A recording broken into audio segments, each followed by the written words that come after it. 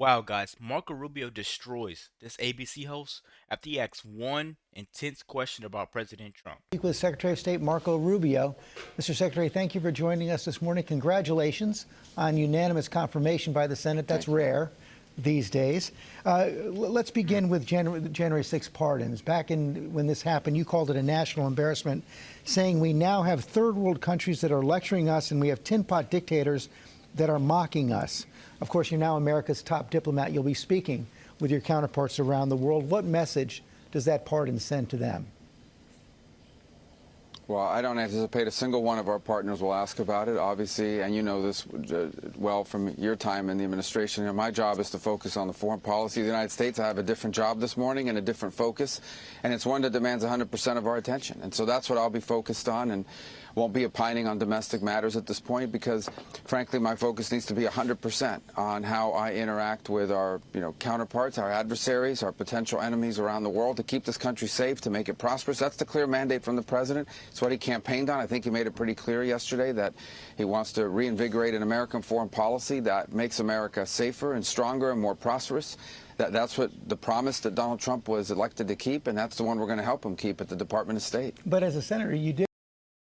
Listen one second, guys. It's weird, ABC's obviously mad. Someone, you know, can speak that long without getting interrupted, because that they see he got 99 votes for Senate. It's a crazy place that the world's about to turn to, and a great place at that. When is the last time you see someone on there get to speak so highly? You're gonna see it throughout this interview. Yeah, they letting him talk. So this is crazy, especially George at that. Let's He keep going, always man. cuts him He off. got the network suit. Let's keep going. Did say that it affected our standing in the world. You don't believe that anymore? Well, as a senator, I had an opinion on all kinds of domestic matters, but now I'm focused singularly on foreign policy, on how I interact with our allies. For example, my first meeting right out of the box as soon as I'm sworn in and get over to the State Department is with the members of the so-called Quad, which are our important allies in Australia and Japan and India. And we'll be talking to them, and we'll be focused on that. None of these domestic topics are going to come up. They're going to be focused on how do we make our relationship one that increases and strengthens not just our position in the world, but, for example, freedom of navigation in the Indo-Pacific. And those are the kinds of things that we're going to be focused on 100%, and that's the things I'll be talking about.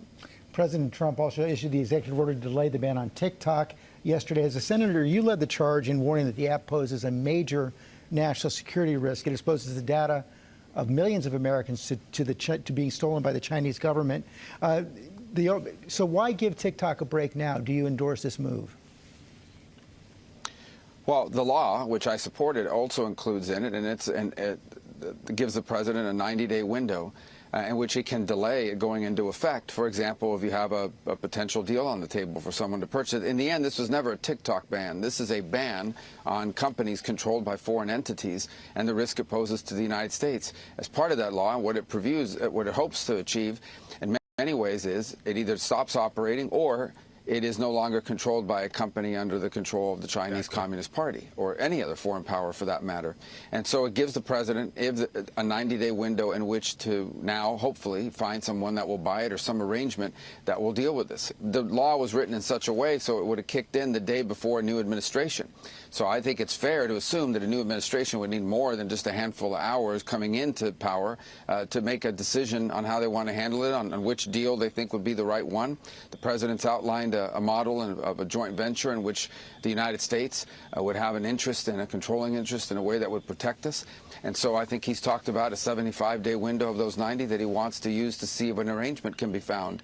But ultimately, See, guys, George Stephanopoulos, or however you say his weird name, he's completely silent while Right. this guy, Marco Rubio, has nothing but answers for everything he's asking. And since we're talking about the law, this is the first Latino Secretary of State, Everybody's like, everybody that's Latino, Trump hates him. He wants to Right. deport them all. No, we're talking about the law, and we're talking about solving the problems at hand.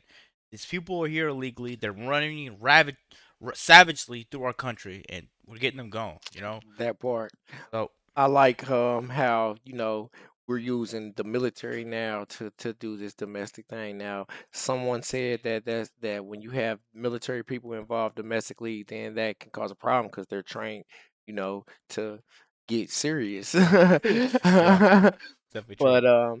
But this is a national security thing with this deportation thing. We're overrun. Um, Marco Rubio just signed something today where he's prohibiting any transgender person from putting X where it says gender, any binary Yep. person, as far as for their passports. He's halting that until they go back over it. Like we said, I'm sorry, YouTube, but the rainbow flag is coming down. It's coming down. The Coming rainbow flag's down. leaving the White House. If it hasn't already, it's leaving the White House, That guys. part. Let's keep going, man. Make sure you guys hit that subscribe button too. Let's do it.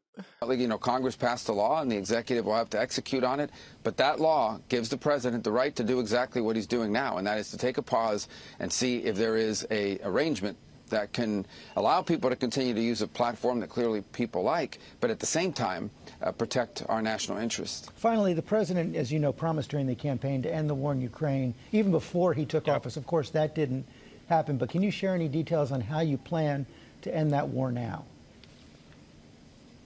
Well, look, this is a complex, tragic conflict, one that was started by Vladimir Putin that's inflicted a tremendous amount of damage on Ukraine and also on Russia, I would argue, but also on the stability of Europe. So the only way to solve these things, we got to get back to pragmatism, but we also got to get back to seriousness here, and that is the hard work of diplomacy. The U.S. has a role to play here. We've been supportive of Ukraine, but this conflict has to end. I think one of the most important lines in yesterday's inaugural address was when President Trump said he wants to promote peace. And I think everyone should be happy that we have a president that wants to promote peace. And that means we want the war in Ukraine to end. Now, obviously, it's going to involve complex and hard diplomacy. It has to be vigorous. Every side's going to have to give because neither Russia nor Ukraine can achieve the maximalist goals that they may have for this conflict. But he wants the dying to stop. So it will not be simple. It will not be easy, but it is important. It has to happen. That's a priority, and we'll be working on that. And it won't be negotiated in press conferences or interviews. It'll have to be negotiated the way all of these kinds of deals are negotiated, and that is in settings in which we use our leverage, our influence, our national power to bring about not just an end to a conflict, but also to provide long-term stability for Europe and beyond.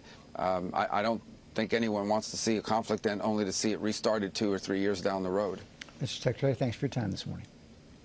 Like Israel-Palestine. Yeah, you might as well call it an interview at that point, guys, because he was just sitting there looking for a gotcha moment the whole entire time. Marco Rubio just simply wasn't going for it. It's obvious that George doesn't want to talk about these preemptive pardons that Joe Biden issued, to his family and friends, people that helped him out, paid him money, Stayed just away from because that topic, I noticed. Trump is going to attack them. That doesn't even make sense. He- These people broke the law. Dr. Fauci, I can't say it on YouTube what you did to the world, but you've done horrible things. Pelosi, come on, man. Man, a lot of these people who have preemptive pardons the pardons go back to January Yep. 2014. Yep. So it makes you wonder, what did they do January 2014? Like, All this time, that's my number Crazy. one question. I mean, you tell me what y'all think, YouTube. I that could part. smell another lawsuit coming to ABC's way. It's like $15 or $20 million 1 point. I Right. can see them getting It sued was, for I think way 15 more. million was what it was, but I can see that they're tiptoeing around now. You see, like you said, they let Marco Rubio talk the whole time. Yep. ABC don't never let him talk. I what I'm noticed saying? that immediately because anybody gets on there, if you're supporting Trump or you're They Republican, just try to tear you the down. whole time they're looking for the gotcha moment. Right. Something to make people think, oh, Trump's cabinet is not it. Or these people supporting Trump, Republicans are not it. But it was definitely a bipartisan taking him into the cabinet. Democrats and Republicans on both sides voted him in unanimously to Secretary of State. Congratulations, and thank you, America, for voting for Trump back into office. And thank you for tuning into this video. Be sure to check out his channel in the description. Thank you. Hit the subscribe button if you're new.